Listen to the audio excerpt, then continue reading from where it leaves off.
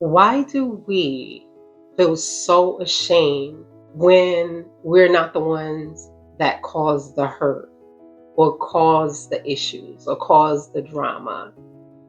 We're just the person who is in the relationship with the individual who's suffering from whatever they're going through, whether it's addiction, if they are just a toxic individual, narcissistic,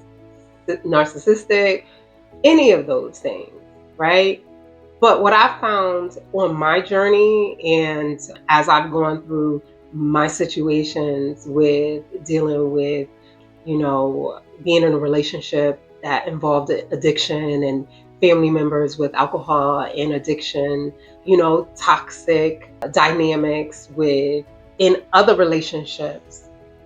Why is it that we're the ones stuck in this shame place? That's what I want to talk about today. I am Shaunda. This is Living Loved.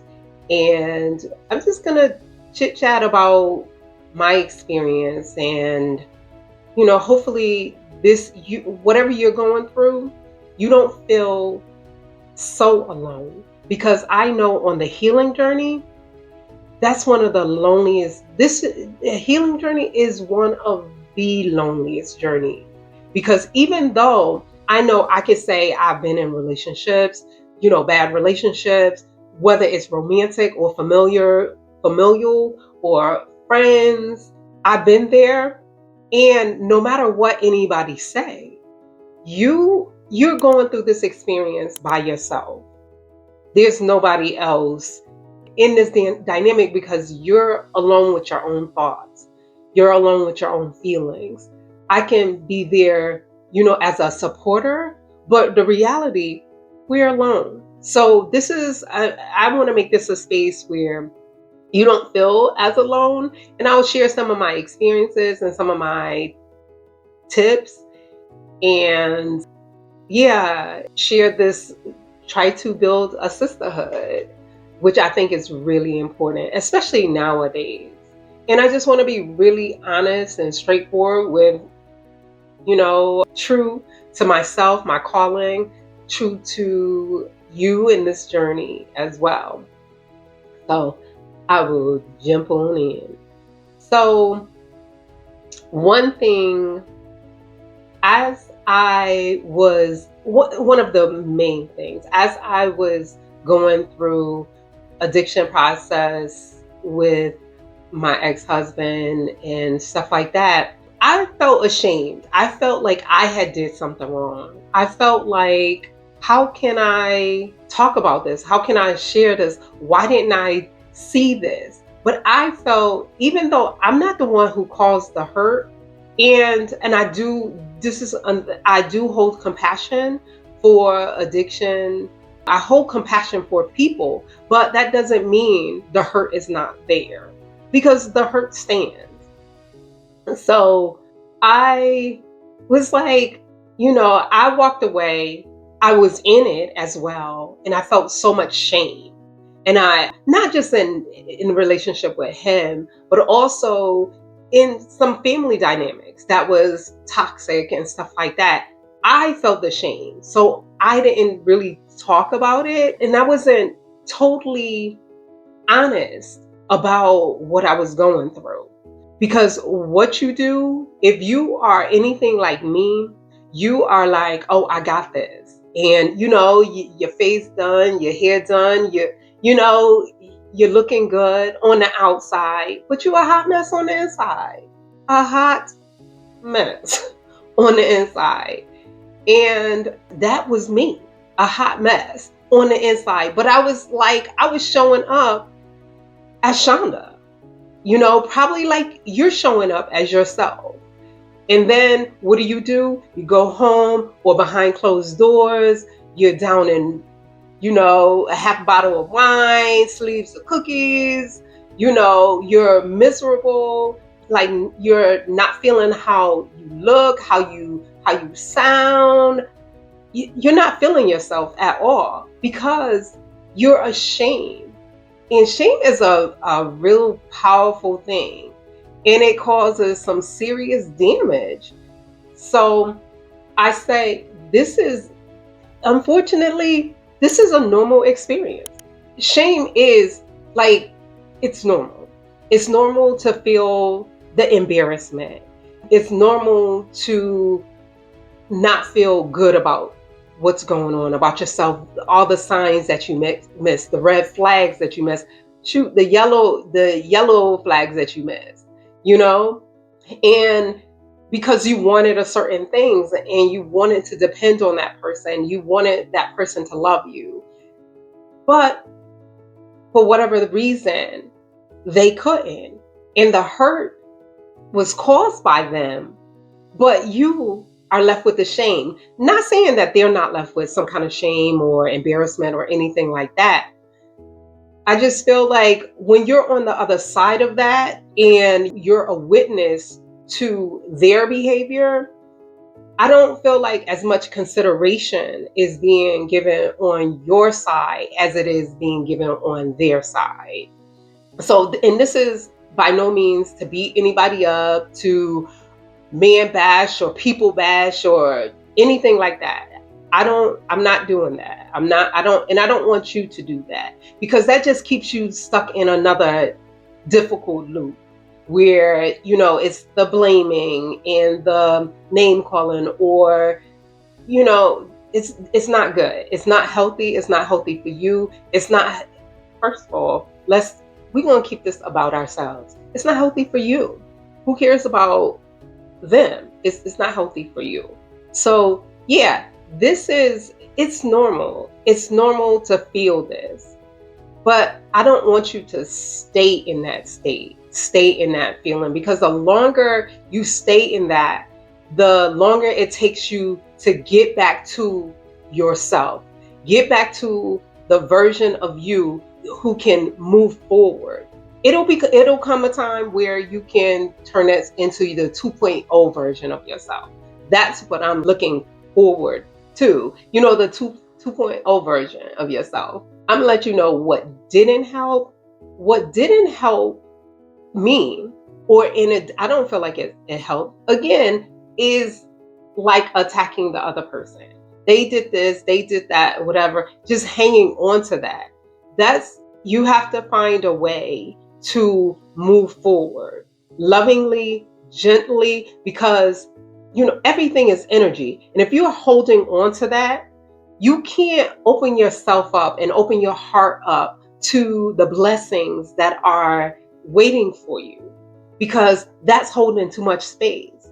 And believe me, I know about allowing things and people to hold space that they're not supposed to hold at all.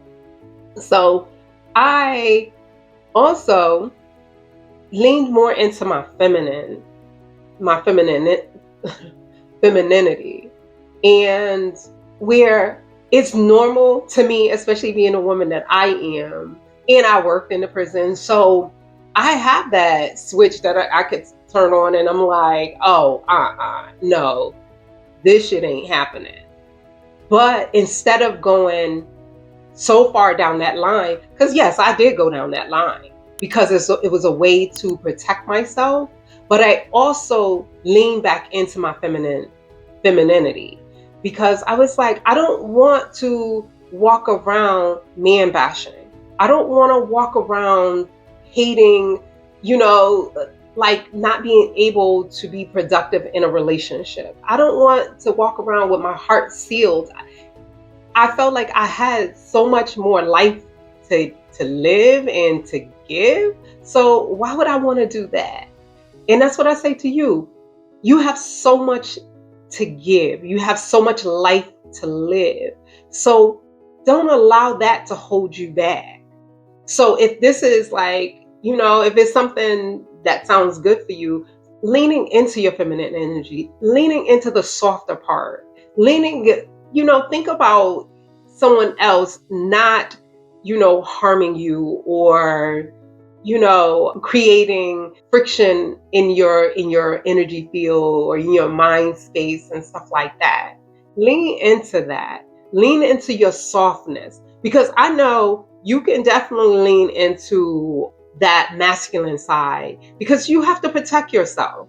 But when it comes knowing when you have to protect yourself, that's cool. I'm all for it. Because sometimes, especially when you're dealing with situations that deal with addiction, or especially addiction from my experience, and alcohol, that type of thing, sometimes you have to have boundaries, and sometimes you have to be hard and blocked off. That was my reality. It might not be your reality, but that was my reality. So don't allow this situation, allow this person to get the best of you. Because I don't care how old you are, 30, 40, 50, 60, 70, if you're still here, and if you're watching me at this point in time, you're looking ahead. So I say, keep looking ahead, keep moving forward. Don't allow that toxic dynamic to stop you from living your best life, getting to the 2.0 version of yourself. And as I have gone on this journey, what I have tried to practice continuously, and this is the channel Living Loved, is how after all of this stuff, after the shame, after the toxicity, after the addiction, after the pain, and through this stuff as well, like, how am I finding my space to live love? So that is what I'm on my journey with, whether you're with somebody or without them. It's about finding that love again, a love for yourself, love for life, to open yourself up eventually. Because who really wants to be alone? Who wants to harden their heart where you can't move forward? We're not meant to be alone. At least I don't feel like we're meant to be alone. And I'm not saying like jumping into a relationship immediately or anything like that, or, forgiving someone and just allowing them back into your world. I'm not saying any of that. I am only open to the loving aspect of life now. And if it's not loving, it's like, oops, pump those brakes, because I don't want it in my life. So living love for me is about forgiving. It's about holding compassion, but also having boundaries. Loving everybody, but I can love you from a distance. And thinking about myself first and doing what I need to do for myself. And if that means walking away from you, if that means going to therapy, if that means, moving forward in a way that is not familiar, that's what I'm going to do. And I hope you are in a place or a space where you want to live love.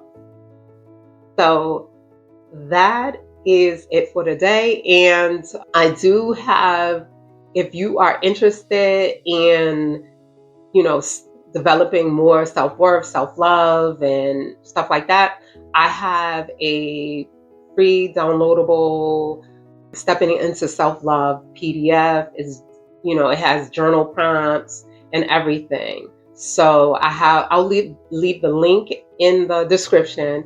It's also in my bio. So I hope this has been helpful for you, and I hope you return. If this was helpful to you and you feel like this may be helpful to someone else, please like it and share it. And if you like, please put the comment, I'm living loved now, because we are speaking this stuff into existence. Okay? All right. So thank you so much for staying with me. If you like this, or if it helped you, please like and subscribe. And I will see you next time. Keep rising and keep shining, honey.